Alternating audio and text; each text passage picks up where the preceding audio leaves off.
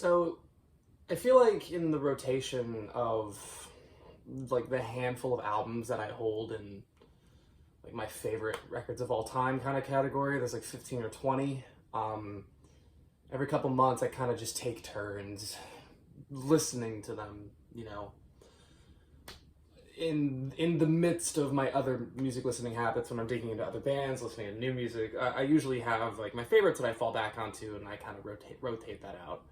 Um, Past couple weeks I've been stuck on this release for a little while, and to me I feel like I really want to speak about it because I haven't seen many other people in the black metal world praise it to the level that I do. I know it's a pretty well-known project, especially after the releases that came the year after this. Really put them on the map, but nothing has ever come close to this since. For me, from this project, this is a top 5 album of all time for me. I hold it in insane regard, and I do regard it as a perfect record. This is Rain by the United States originally based post-atmospheric depressive black metal project Sadness. I believe they're either in southern Texas or Mexico at this point. I should have done my research. But I know at one point they relocated from Illinois to very southern Texas at the very least. But Sadness is a strange project. No two of their records really sound the same, and the material that's being put out now in 2020 to 2022 is miles away from this, from probably the first record that really put him on the map, Leave. It came out the year before Rain. He's kind of branched off into this area where he's doing this black metal bread and butter, but it's accented and stylized with almost hyperpop leads. It's crazy, but discussion for another time. Rain blew my fucking mind when I first heard it. It had taken me to a place that I had never really been before. Not many albums can really captivate me like that. And Sadness is pretty well beloved in the post-black metal world. Up there with Alcest, it's crazy. Especially the release that came after this, I Want to Be There. Really, really blew him up.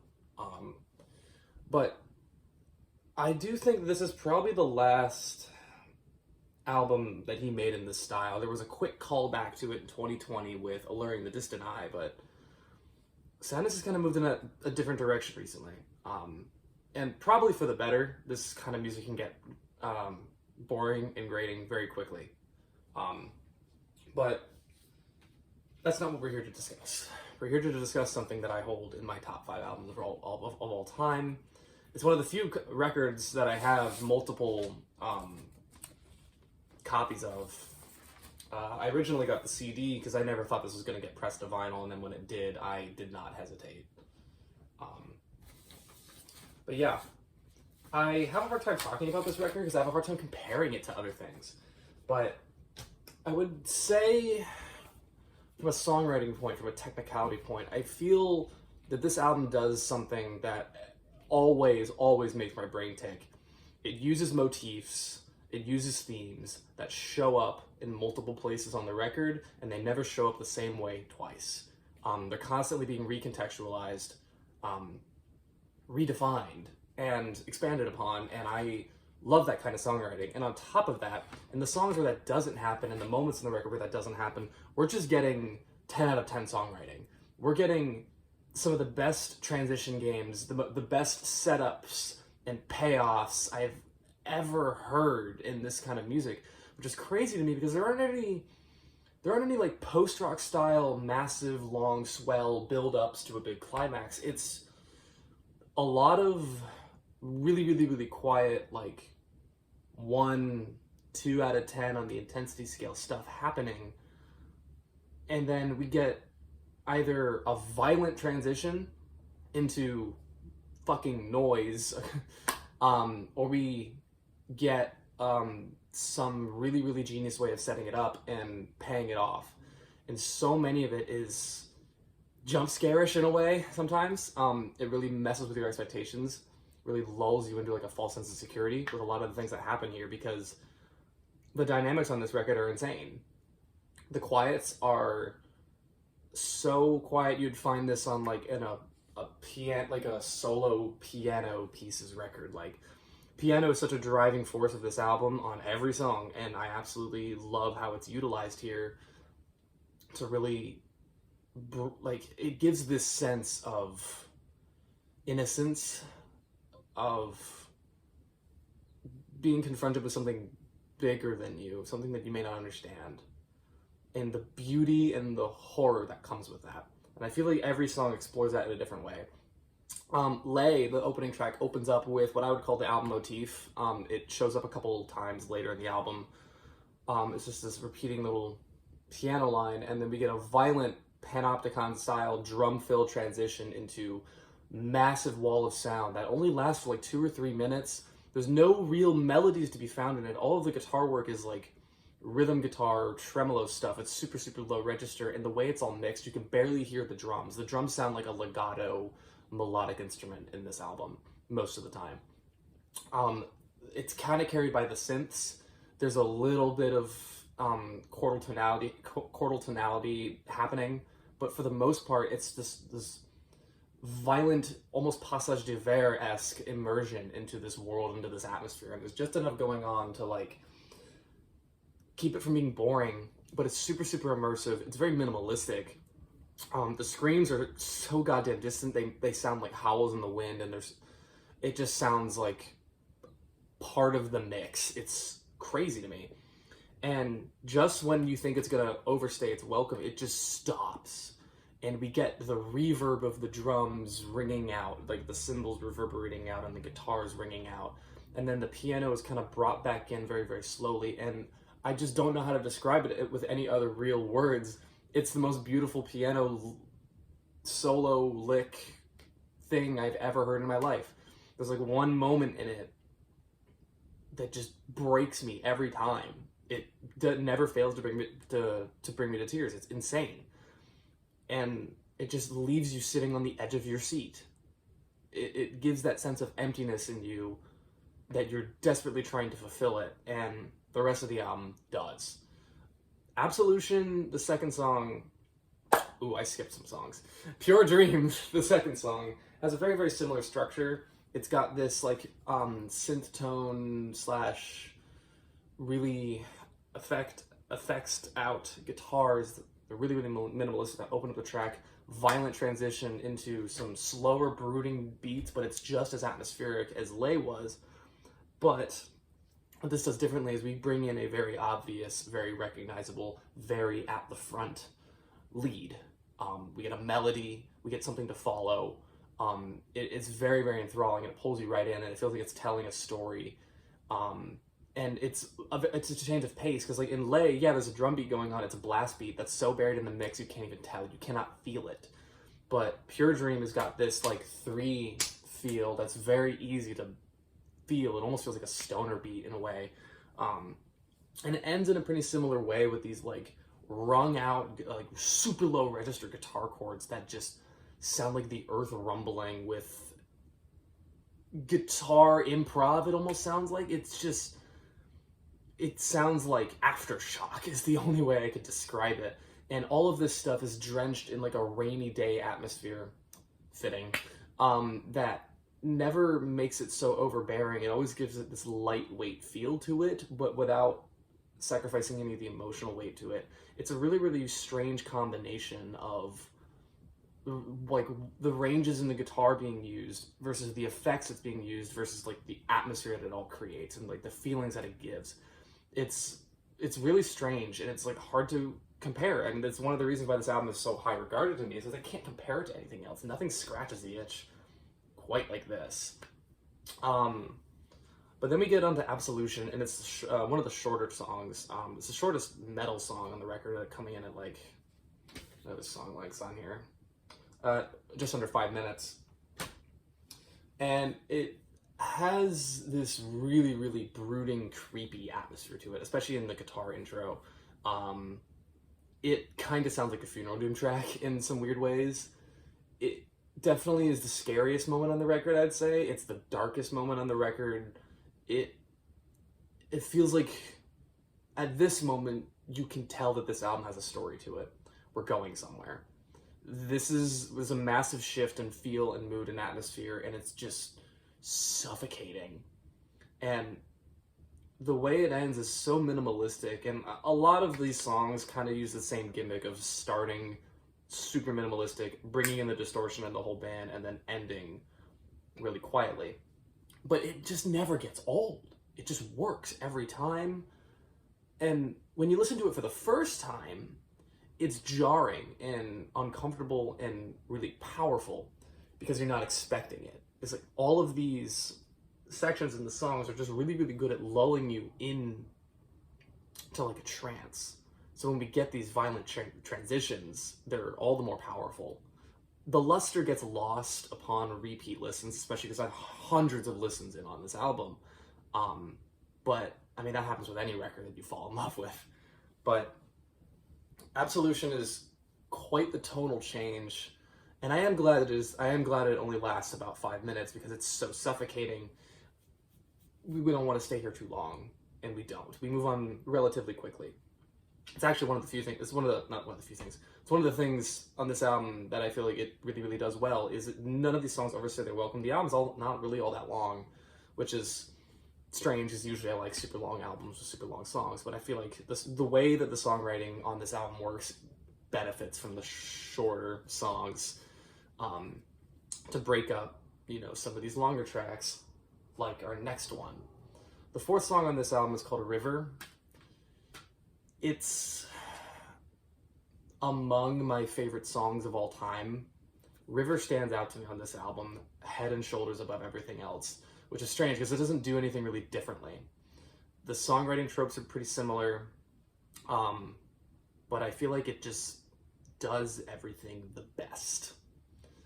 The way this floating, dreamlike state in which it is introduced, we don't get a snap into the distortion, the Passage de Verres atmospheres like we did in the previous songs. We get one guitar playing distortion, playing this like 3-note pattern, like a low chord up to a high chord, and then like the high chord drops like one note in it, like going, this is music theory talk, I'm sorry, going from like a sus2 to just its standard version of it. And it's devastating because then we get one China hit and the whole band comes in, and it is one of the most powerful moments in all of music to me. No, very, very, very few songs out there have moments as powerful as this. There are parts in Patient by Panopticon, the ending of The Sigh of Summer from Panopticon while we're there, the entirety of Moonlight by Mono.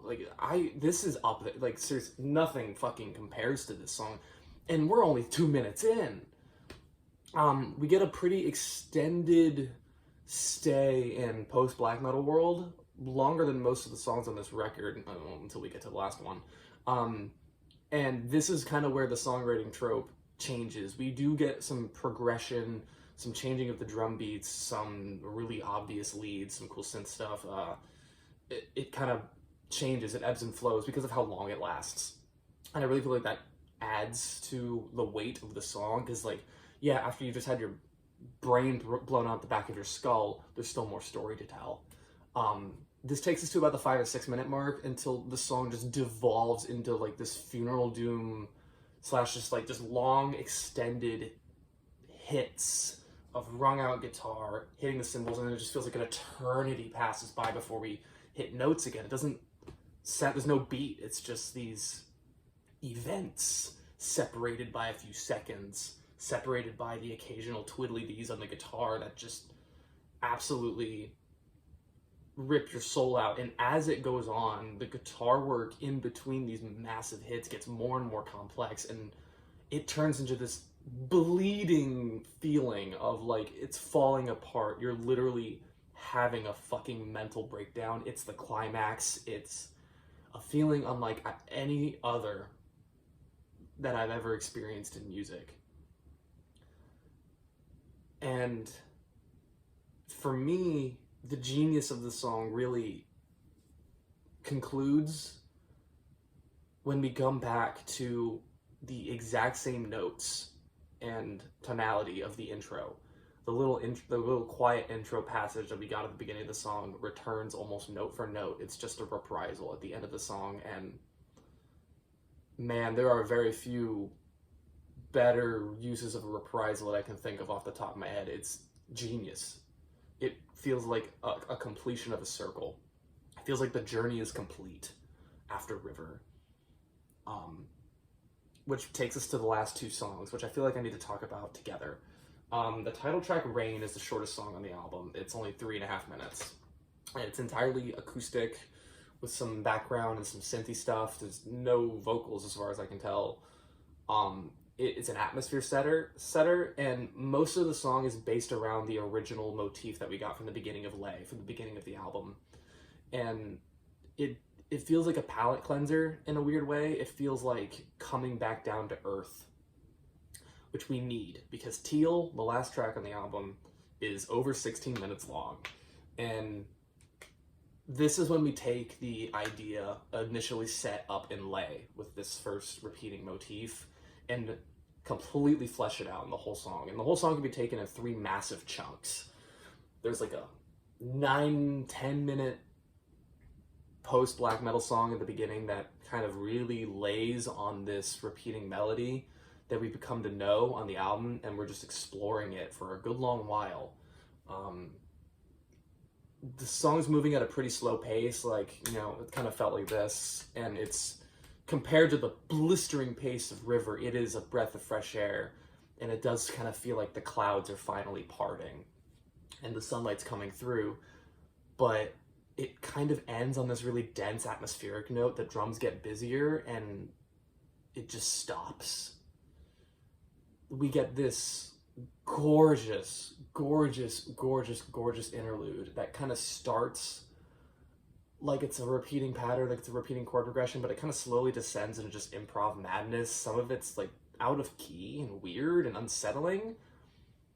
We get a long extended bit of silence, and then the songwriting trick that was used in River, where we have like one guitar playing distorted really far away in like one ear, introducing a theme before the drums count us in, and we get absolutely blasted by the entrance of the band.